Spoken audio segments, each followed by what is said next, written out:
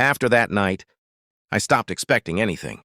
I moved through the house like a guest who had overstayed their welcome. I woke up early, came home late, and tried to take up as little space as possible. I learned how to eat quietly, how to walk without making noise, how to exist without being noticed. But even that wasn't enough. At 16, my father told me I needed to start contributing or leave. There was no discussion. No plan, just pressure. I was still in school. I had no savings. I asked for time. He said life doesn't wait. So I started working again. Small jobs, long hours. I came home tired, hands aching, mind numb. Instead of support, I was accused of neglecting my studies. When my grades dropped slightly, they said I was irresponsible. When I tried to explain, they said excuses wouldn't change reality. Reality, according to them, was that I was failing. The house no longer felt tense. It felt cold. Conversations happened around me, not with me. My siblings asked my parents for things freely. I stopped asking. I already knew the answer. One evening, after a long shift, I came home to find my belongings moved into one corner of the room. Not packed, just pushed aside. My mother said they needed space. I nodded. There was nothing left to say. That night, I understood something clearly for the first time. I wasn't wanted there anymore. Not temporarily, not conditionally, completely. I didn't cry. I felt empty. The next morning, my father said I should find another place to stay if I wanted peace. He said it like advice, like he was helping me. I packed a small bag, clothes, a notebook, my phone charger. That was all my life fit into. No one stopped me. No one asked where I was going. My mother was in the kitchen. My siblings were on their phones. My father didn't look up.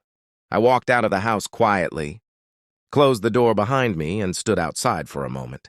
The air felt different, heavier, freer. I wasn't sure. I went to a friend's place. Her family let me sleep on the floor. I told myself it was temporary. Days turned into weeks, weeks into months. Life didn't improve quickly. I struggled. I failed. I felt small and scared more times than I can count.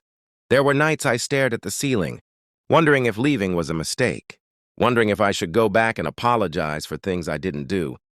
But then I remembered the silence, the way no one defended me, the way my absence changed nothing, so I stayed away. I finished school with effort and exhaustion.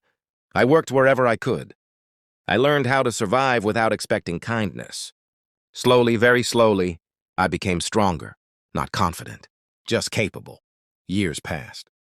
I heard about my family through others. Problems, debts, arguments, the same house, the same patterns.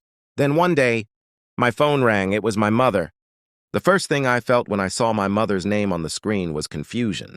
Not anger, not fear, just confusion. It had been years since she last tried to reach me.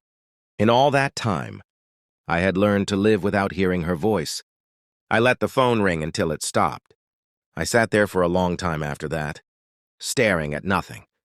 Memories came back slowly, not as scenes but as feelings, the tightness in my chest. The way I learned to stay quiet, the habit of expecting nothing. I told myself I didn't owe anyone a response. The phone rang again the next day. This time I answered. She didn't ask how I was.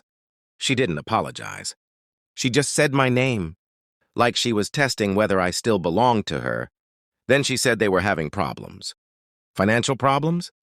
Health problems? Family problems? She spoke as if I was still part of the house I left behind. I listened without interrupting. I had learned that silence gives people space to reveal themselves. She said when she finished talking, I didn't answer right away.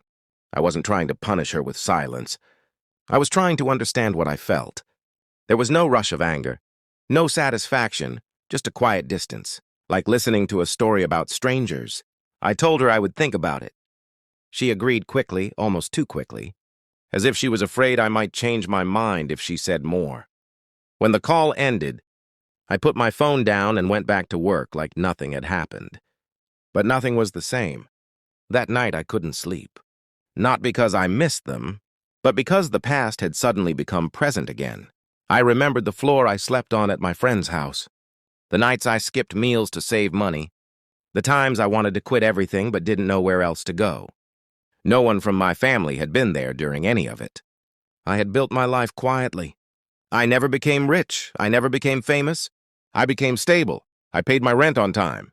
I ate without worrying. I slept without fear of being unwanted. That had taken years. The next few days, I noticed how often I had to remind myself that I was safe, that I didn't live in that house anymore.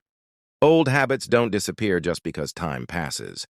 I met a friend for coffee and told her about the call. She didn't give advice. She just listened. That mattered more than any opinion. When I finished, she asked one simple question. Do you want peace or do you want closure? I didn't have an answer.